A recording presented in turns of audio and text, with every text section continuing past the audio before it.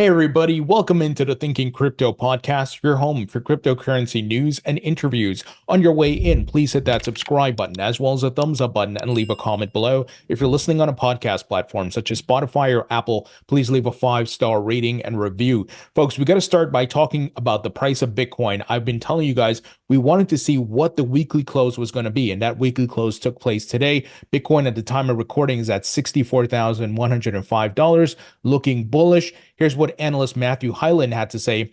Bitcoin weekly bulls successfully defended support from the first green candle since March. Bitcoin remains in a consolidation in an uptrend, which favors a continuation up. So we have higher highs to go to, my friends. The bull market is not over. We are in an uptrend, and we're also seeing the DXY is continuing to break downwards, showing significant weakness. Here, analyst Shardy B highlighted that the DXY on the weekly confirmed a reversal downward. So looking really great, folks. Very bullish for Bitcoin and altcoins. The other factor is we are at the cusp of a massive altcoin rally. Here's one analyst shared with a chart highlighting the previous cycles, saying we're probably facing the biggest alt season in at least 4 years. And the beauty of it, you look at the history, it won't be long before it starts. So folks, as we've been seeing with these pullbacks for Bitcoin, Bitcoin's finding support and then it's bouncing upwards and breaking through the resistance.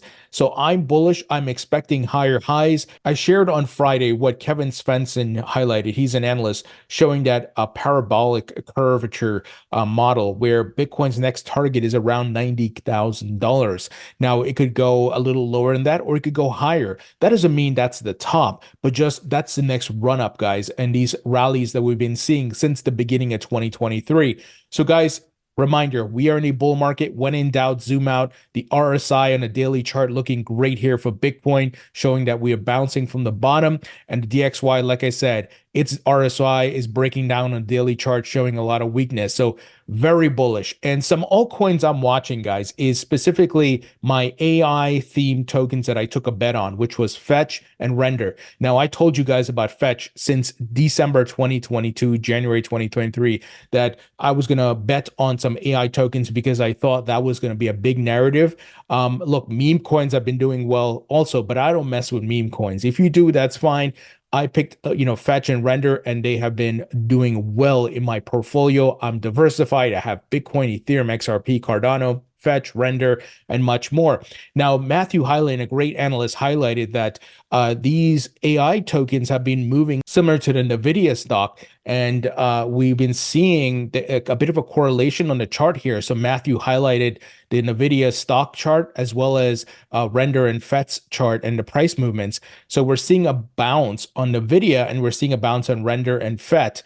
And guys, I loaded up on that pullback with Bitcoin where alts bleeded out. I loaded up on some more Render and some FET, and I'm waiting for the next run up. So Matthew said Nvidia breakout will be bullish for AI coins such as FET and Render, which have followed Nvidia for the past year.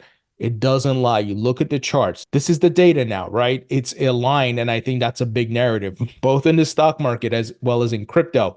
So my bags are full here. Not financial advice. Do your own research. I'm not telling you to go invest in Fetch or Render.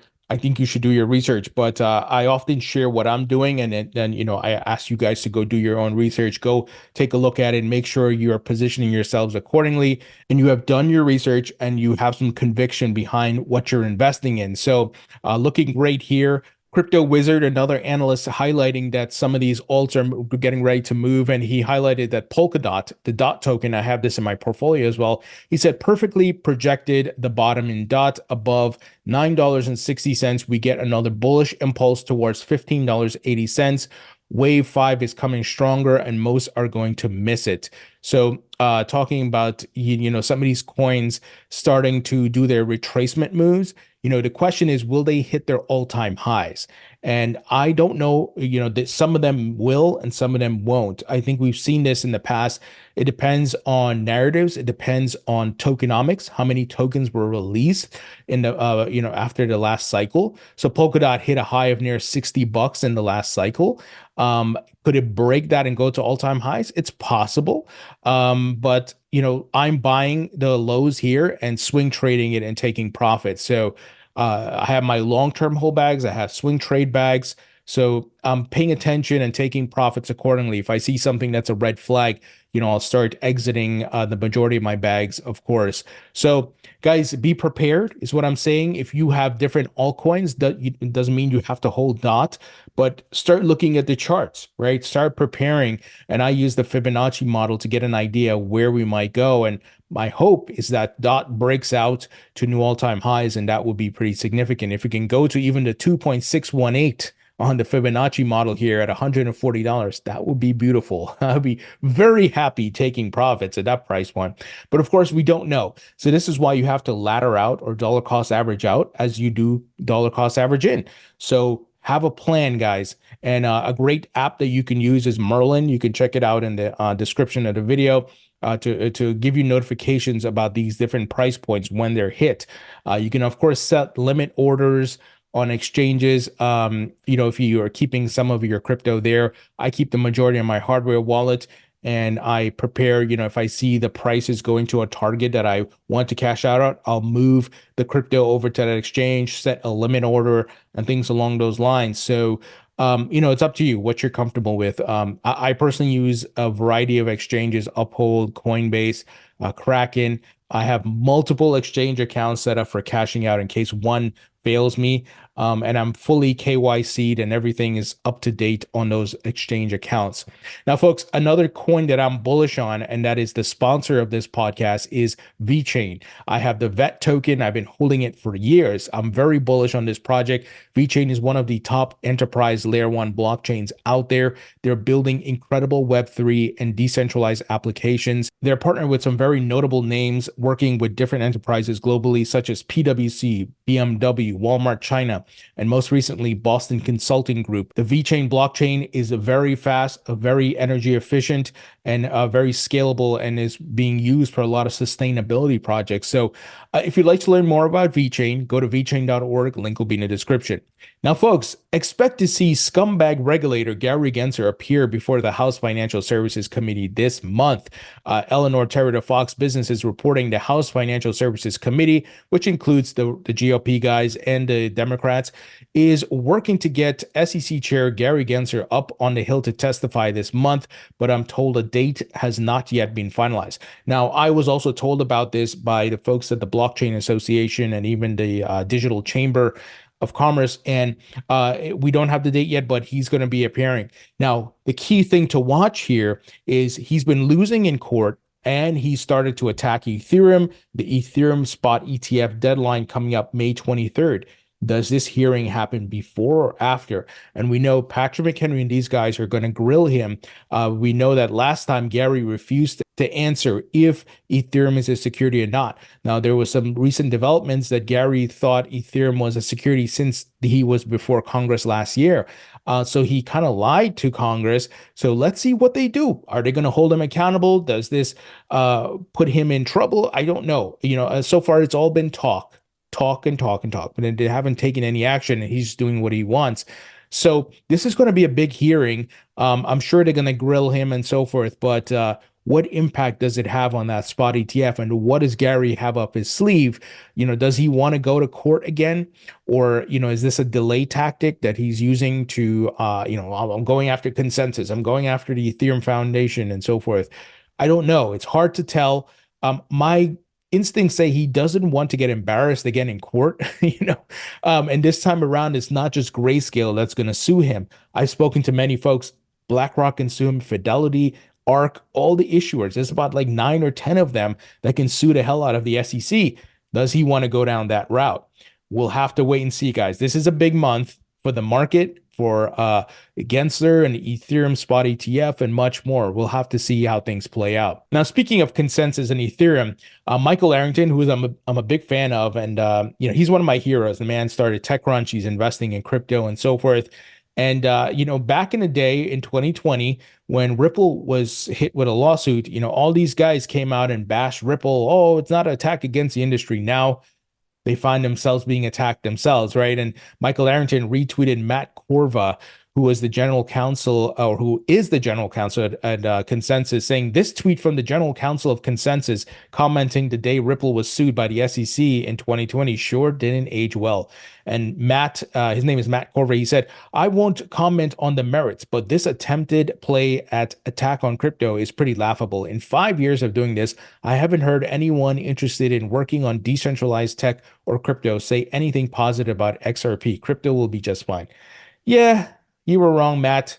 They went after Ripple and XRP because they were an easy target, and especially that Ripple is an established company working with big brands like American Express. And we know the big thing here, the theme which we've been talking about for a long time, they want to slow this industry down, kill these startups so that Jamie Dimon, JP Morgan, BlackRock, all these guys can come in and take over. And I think that's pretty clear, right? You see two things happening in parallel. Wall Street tokenizing, filing for ETFs, doing much more, and Coinbase, Ripple, and all these guys getting attacked, right? Getting Wells notice from Gary. Why isn't BlackRock getting a Wells notice, right? So you're seeing these two things in parallel, and it shows the clear agenda. Elizabeth Warren and Gary Gensler have been weaponized to attack this industry, to kill the startups, not crypto, kill the startups so that the TradFi incumbents can come in and take over.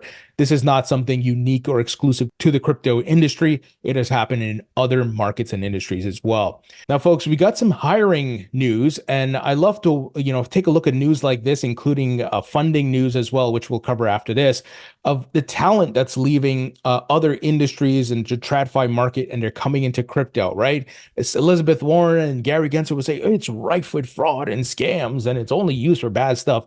Yet some of the biggest names and talent are coming in. And notice they never mention BlackRock or Fidelity and all these banks and so forth that are participating in crypto when they make those statements.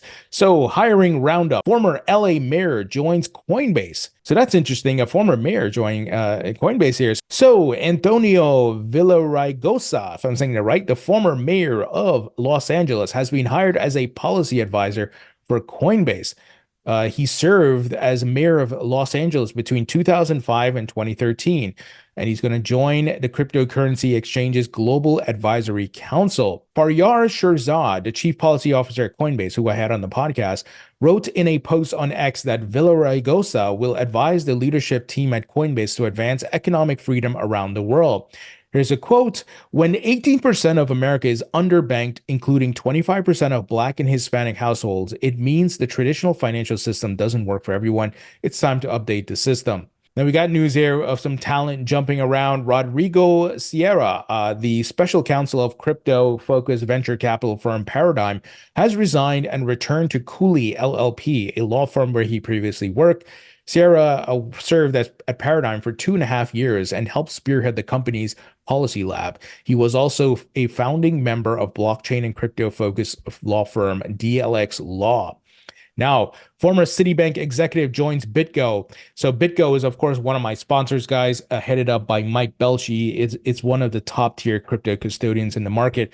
So Brett Reeves, a former Citibank executive who has been in the banking industry for over 2 decades, will join BitGo, a scalable wallet solution to expand its EMEA sales. Reeves most recently held the position of head of business development at Bitquant, a digital asset prime broker. He previously held roles at Citibank, Nomura, and Standard Chartered Bank in Singapore. It's so interesting when you have a lot of these people from the banking industry coming in and working in crypto, folks. It further validates the asset class that it's here to stay. Now, here's some funding news. A16Z made a $90 million bid on Optimism. Ex-Revolut executive received $6.5 million from investors to create a hybrid exchange X10. So, folks, more capital keeps flowing into the coins like Optimism, right? And then into the infrastructure, the companies building the infrastructure of the market. And when I read, this is why I share this news with you guys, because, for example, if you know A16Z is investing in a blockchain project like Optimism, the OP token, that could potentially drive the price up, right? Because there's more liquidity coming in. Now, A16Z is invested in many different crypto projects, but this is things I look at. I'm trying to help you to understand my perspective, having been here and what I've seen in the market. So could we see Optimism perform really well? Yeah. That's a possibility. It's not a guarantee, but it is a possibility. So according to Unchained Crypto, the investment will be subject to a 2-year vesting period and is one of the largest crypto investments that the venture capital firm has made to date. The purchase was made prior to A16Z's most recent fundraise, during which the venture capital giant disclosed that it secured $7.2 billion to invest in American dynamism, games, apps, infrastructure, and growth. Now you got here Ruslan. Oh man, I can't pronounce his last name. It begins with an F. I'll just put that. Ruslan F, former head of crypto ops at Revolut, has secured $6.5 million to create a new hybrid exchange, X10. X10 has the typical features of a centralized exchange, but also offers full custody and settlement on chain, enabling its users to perform DeFi perpetuals trading with fast latency and throughput. Here's a quote: "We want to give our users and traders the best of both worlds. Imagine the features and the speed of Coinbase or Binance, but with full self-custody," he said. That's pretty amazing. I love that idea. And I've often stated that, for the future, I believe DeFi will be the standard in the future, but that may be 10, 15 years away. But in the immediate short term, there's going to have to be a partnership and a hybrid approach, CeFi and DeFi, to get more people on board, to bring the education factor, to help them to get to understand this technology and be more comfortable with before you can go 0 to 100 on DeFi, right? So this is a really, really great initiative. I love this, and I'm going to follow this closely. He added, the FTX situation, where users only got back a third of their funds, serves as a wake-up call for the industry. It urges us to reinforce trust and efficiency in crypto trading through on-chain trade settlement, validation, and self-custody. Absolutely. And that's part of what I wrote in my book, The Crash of FTX and the Rise of Safer, Stronger Digital Assets, because we need better custody. We need more on-chain features like this. And I love what they're doing here. Now, some other notable fundraisers include Style Protocol secures $2.5 million to fuel interoperability among digital worlds. AI infrastructure company Wisdom Mice concludes $9.5 million funding round to accelerate product and community development. Wasabi lands $3 million in seed round led by Electric Capital.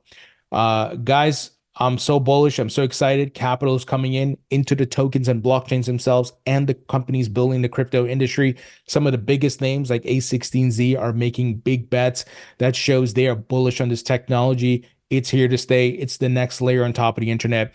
And if you want to learn more about that concept, guys, and get the 360 view on the market, check out my new book, Rethinking Crypto. It's on Amazon in digital and in paperback. Grab a copy to support the podcast. Grab a copy for your friends and family as well. It's a great way to help somebody who's still on the fence, who doesn't understand this technology, to learn about it. I break it down in layman's terms. I talk about the regulations, the ETF race, what happened with FTX, why that wasn't crypto, what does the future look like, what the hell is tokenization. I touch on all of these topics, guys. So be sure to grab your copy. Thank you for watching and listening. I appreciate you guys, and I'll talk to you all later.